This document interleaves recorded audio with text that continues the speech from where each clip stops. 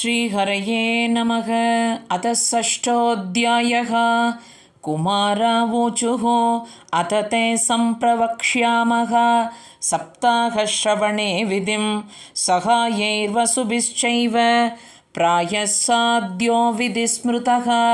दैवज्ञं तु समाहूय मुहूर्तं पृच्छ्य यत्नतः विवाहे यादृशं वित्तं तादृशं परिकल्पयेत्। नभस्य आश्विनोर्जौ च मार्गशीर्षशुचिर्नभाः एते मासा कथारम्भे श्रोतॄणां मोक्षसूचकाः। मासानां विप्रहेयानि तानि त्याज्यानि सर्वथा सहायाश्चेतरे तत्र कर्तव्यास्सोद्यमाश्च ये। देशे देशे तथा सेयं वार्ता प्रेष्या प्रयत्नतः भविष्यति कथा चात्र आगन्तव्यं कुटुम्बिभिः। दूरे हरिकथा केचित् दूरे चाच्युतकीर्तनाः स्त्रियः शूद्रादयो ये च तेषां बोधो यतो भवेत्। देशे देशे विरक्ता ये वैष्णवा कीर्तनोत्सुकाः तेष्वेव पत्रं प्रेष्यं च तल्लेखनमितीरितं। सतां समाजो भविता सप्तरात्रं सुदुर्लभः अपूर्वरसरूपैव कथा चात्र भविष्यति। श्रीभागवतपीयूषपानाय रसलम्पटाः भवन्तश्च तथा शीघ्रम् आयात प्रेमतत्पराः। श्रीभागवत पीयूषपाणाय रसलम्पटाः भवन्तश्च तथा शीघ्रम् आयात प्रेमतत्पराः। नावकाशः कदाचिच्छेत् दिनमात्रं तथापितो सर्वतागमनं कार्यं क्षणोत्रैव सुदुर्लभः। एवमाकारणं तेषां कर्तव्यं विनयेन च आगन्तुकानां सर्वेषां वासस्थानानि कल्पयेत्। तीर्थे वापि वने वापि गृहे वा श्रवणं मतं विशाला वसुधा यत्र कर्तव्यं तत्कथास्थलं। शोधनं मार्जनं भूमेः लेपनं धातुमण्डनं गृहोपस्करमुद्धृत्य गृहकोणे निवेशयेत्। अर्वाक् पञ्चाहतो यत्नात् आस्तीर्णानि प्रमेलयेत्। कर्तव्यो मण्डपः प्रोच्चैः कदलीकण्डमण्डितः फलपुष्पदलैर्विश्वविधानेन विराजितः। चतुर्दिक्षध्वजारोपो बहुः सम्पद्विराजितः। ऊर्ध्वं सप्त्वैव लोकाश्च कल्पनीया सविस्तरं तेषु विप्रा विरक्ताश्च स्थापनीयाः प्रबोध्य च। पूर्वं तेषामासनानि कर्तव्यानि यतोत्तरं वक्तुश्चापि तदा दिव्यम् आसनं परिकल्पयेत्। उदङ्मुखो भवेद्वक्ता श्रोता वै प्राङ्मुखस्तदा प्राङ्मुखश्चाद्भवेद्वक्ता श्रोता चोदङ्मुखस्तदा। अथवा पूर्वदिज्ञेय पूज्यपूजकमध्यतः श्रोतॄणामागमे प्रोक्ता देशकालादिकोविदैः।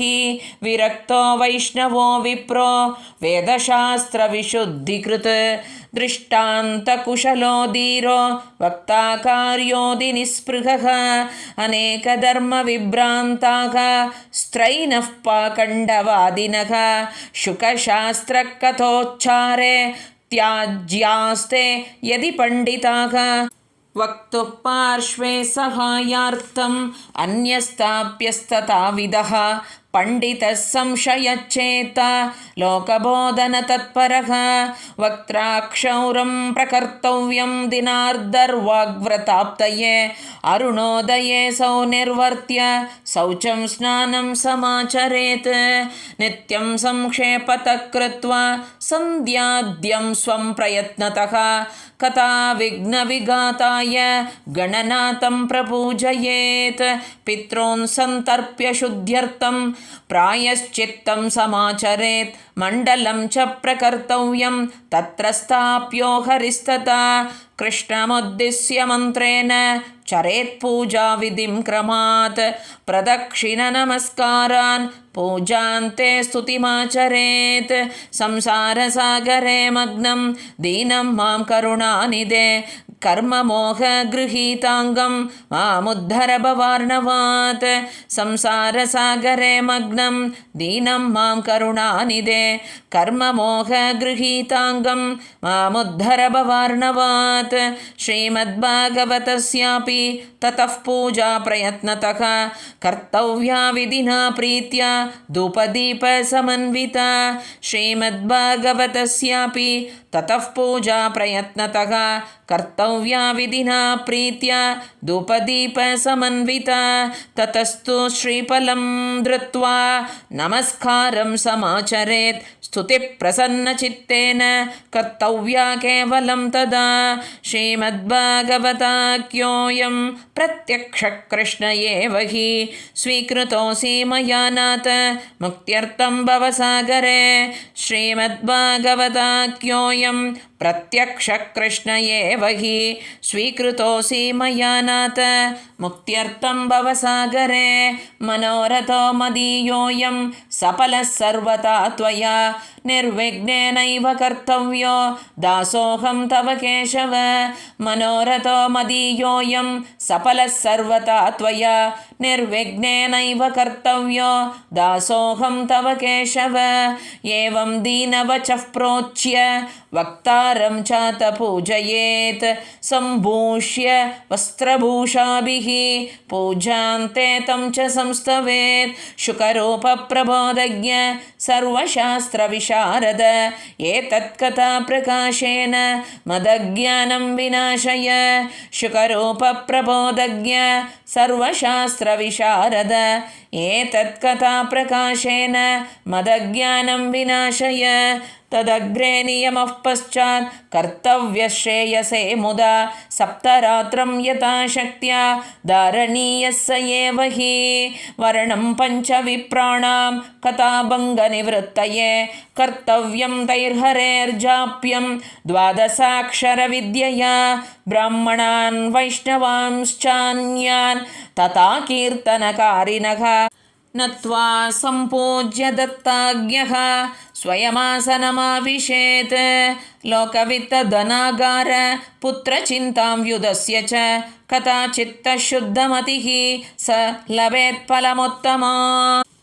आसूर्योदयमारभ्य सार्धत्रिप्रहरान्तकं वाचनीया कथा सम्यक् धीरकण्ठं सुधीमता कथाविरामः कर्तव्यो मध्याह्ने घटिकाद्वयं तत्कथामनुकार्यं वै कीर्तनं वैष्णवैस्तदा मलमूत्रजयार्थं हि लघ्वाहारसुखावहः हविष्यान्नेन कर्तव्यो एकवारं कथार्थिना उपोष्य सप्तरात्रं वै शक्तिश्चेत् शृणुयात् तदा घृतपानं पयःपानं कृत्वा वै शृणुयात् सुखो फलाहारेण वा भाव्यम् एकभुक्तेन वा पुनः सुखसाध्यं भवेद्यत्तु कर्तव्यं श्रवणाय तत् भोजनं तु वरं मन्ये कथाश्रवणकारकं नोपवासो वरः प्रोक्तः कथाविघ्नकरो यदि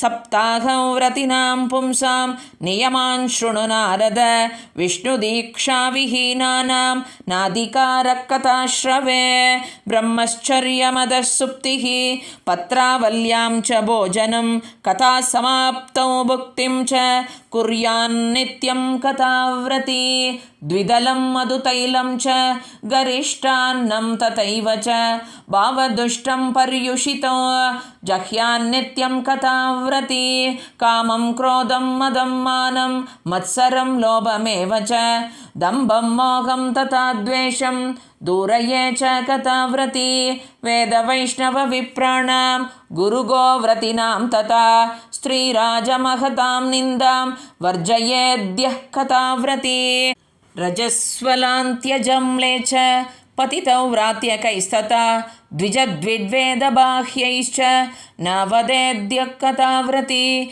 सत्यं शौचं दयां मौनम् आर्जवं विनयं तथा उदारमानसं तद्वत् एवं कुर्यात् कथाव्रती सत्यं शौचं दयां मौनम् आर्जवं विनयं तथा उदारमानसं तद्वत् एवं कुर्यात् कथाव्रती। श्रीहरये नमः।